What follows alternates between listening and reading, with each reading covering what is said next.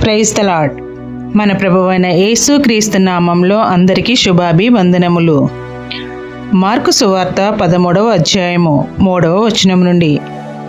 ఆయన దేవాలయం ఎదుట ఒలీవల కొండ మీద కూర్చుండి ఉండగా పేతురు, యాకోబు, యోహాను, అంద్రేయ అనువారు ఆయనను చూచి, ఇవి ఎప్పుడు జరుగును?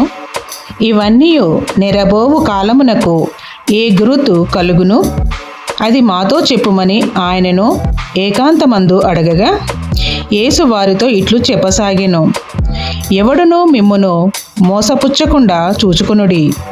అనేకులు నా పేరిట వచ్చి నేనే ఆయనని చెప్పి అనేకులను మోసపుచ్చెదరు. మీరు యుద్ధములను గూర్చియు యుద్ధ సమాచారములను గూర్చియు వినునప్పుడు కలవరపడకుడి. ఇవి జరగవలసి ఉన్నవి గాని అంతము వెంటనే రాదు. జనము మీదికి జనమును, రాజ్యము మీదికి రాజ్యమును లేచును. అక్కడక్కడ భూకంపములు కలుగును, కరువులు వచ్చును. ఇవే వేదనలకు ప్రారంభము. మిమ్మును గూర్చి మీరే జాగ్రత్త పడుడి. వారు మిమ్మును సభల అప్పగించెదరు, మిమ్మును సమాజ మందిరములలో కొట్టించెదరు. మీరు వారికి సాక్షార్థమై అధిపతుల ఎదుటను రాజుల ఎదుటను నా నిమిత్తము నిలవబడెదరు. సకల జనములకు సువార్త ముందుగా ప్రకటింపబడవలెను.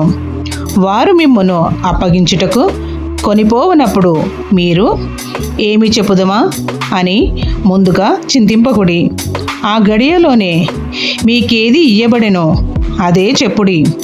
చెప్పువాడు పరిశుద్ధాత్మయే గాని మీరు కారు. సహోదరుడు సహోదరుని, తండ్రి కుమారుని మరణమునకు అప్పగింతురు. కుమారులు తల్లిదండ్రుల మీద లేచి వారిని చంపింతురు. నా నామము నిమిత్తము అందరి చేత మీరు ద్వేషింపబడుదురు. అంతము వరకు సహించిన వాడే రక్షణ పొందును. Praise the lord.